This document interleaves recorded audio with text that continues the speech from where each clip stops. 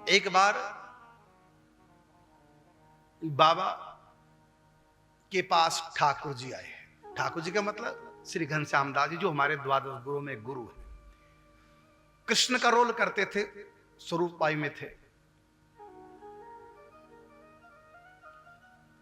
तो गोरखपुर में गीता वाटिका में रास तो कहीं और हो रही थी गोरखपुर में, और बाबा और भाई जी दर्शन करने रास के जाते थे।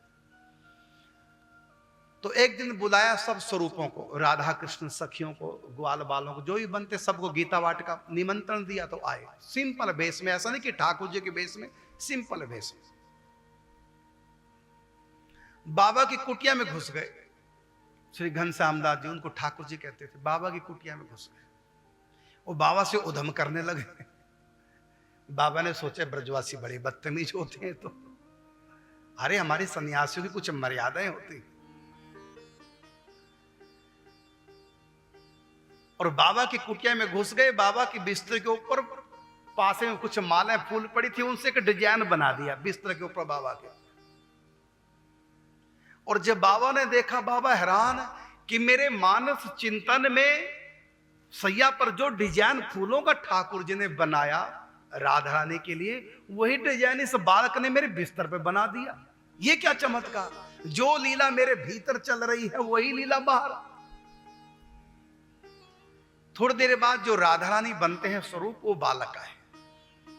बाबा को लगा पता कि ये जो बालक है ये राधा रानी बनते हैं, तो बाबा का तो राधा रानी से विशेष लगाव था, और अपने पास बैठा लिया उस बालक को जो राधा रानी बनते हैं रात में लीला में। इधर श्री राम जी अपने छोटे भाई को जो ठाकुर जी बना करते उनको लगे डांटने। अरे श्री जी स्वरूप कहाँ है? कहते बाबा की कुटिया में, जा बुला के लाओ जल्दी, आगे जाना, रास का टाइम हो रहा है। तो ठाकुर जी भागे भागे श्री घनश्याम दास जी, हमारे द्वादश गुरु में जो गुरु जिनका चरित्र मैं अभी संक्षेप में सुना रहा हूं, बाबा की कुटिया में गए और बोले कि जल्दी करो, रास में जाना है, भोग का भी समय हो रहा है। बाबा सखी भाव में थे उस समय।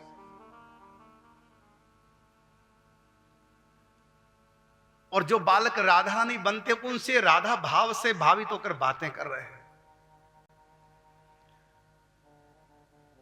और ठाकुर जी कह लगे उस बालक को जल्दी करो।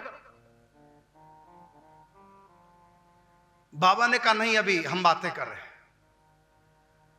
तो ठाकुर जी बोले ये तुम्हारी है राधा रानी, वहां रास के लिए जाना है। तो बाबा ने कहा हमारी नहीं तो फिर किसकी है? राधा रानी हमारी नहीं तो किसकी है? बाबा क्रोध से में आ गए कि ऐसे कैसे कह दिया ठाकुर जी ने। खैर, अब जो बालक राधा रानी बनता उसको लेकर अपना स्वामी जी आगे रास में आए। रास का समय हो चुका था। वहां हाथ मुंह धो के वे श्रृंगार मेकअप आदि किया राधा कृष्ण का। मेकअप के बाद फिर भोग लगाते हैं, फिर रास में आते हैं। ये एक नियम है। इधर गाड़ी में बैठकर रास का जब समय हो गया तो राधा बाबा और भाई जी गाड़ी में बैठ करके जहां रास होनी थी वहां गए। और मनी मन बाबा के दिमाग में एक बात घूम रही, क्या ठाकुर जी ने ये कैसे कह दिया कि तुम राधा रानी तुम्हारी है, तो हमारी नहीं तो किसकी है? फिर हमारी इच्छा बिना ठाकुर जी भी राधा रानी के पास नहीं आ सकते, और मुझको कैसे कह दिया कि कोई राधा रानी तुम्हारी है? अब मिले तो एक चपत लगाऊंगा। बाबा मनी मन सोच रहे हैं मिले मुझको, ठाकुर जी को चपत लगाना है। जो ही गाड़ी रास पंडाल के पास खड़ी हुई, ठाकुर जी का श्रृंगार हो चुका था, भोग लगाना था, लगा रहे थे।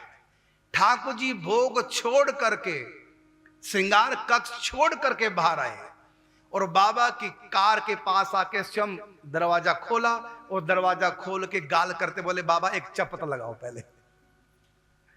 तो बाबा हैरान हो गए। ये बात तो मैं मनी मन सोच रहा था। एक वहां फूलों का डिजाइन मेरे बिस्तर पर बनाया, वो जो मैं भीतर चिंतन में लीला चल रही थी। अब मैं सोच के आया था कि चपत लगाऊंगा, तो अब स्वयं गाड़ी का द्वार खोल के बोले पहले चपत लगाओ। लगता है इनके भीतर साक्षात ठाकुर जी का आवेश है। फिर भी पक्का नहीं हो रहा है कि हो सकता संयोग बन जाता कई बार ऐसा, क्योंकि मैंने डांट लिया था ना, इसलिए सॉरी फील करने के लिए कहा होगा थप्पड़ लगाओ, मैंने ऐसा कह दिया, हो सकता संयोग होगा।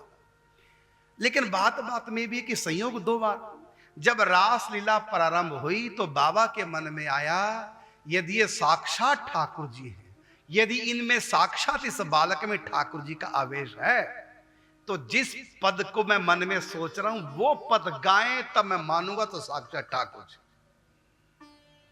अब श्री राम जी हारमोनियम पे पद लगे बजाने, लेकिन जब ठाकुर जी गाने लगे तो वो पद गाया जो बाबा सोच रहे थे, और बार बार हारमोनियम से इशारा करें स्वामी जी क्या गा रहे हो, मैं बजा क्या रहा हूं, गाने क्या लग गए। लेकिन स्वामी जी को नहीं पता कि आज मेरी हारमोनियम के हिसाब से नहीं लीला हो गई, आज लीला के सूत्रधार बाबा बैठे।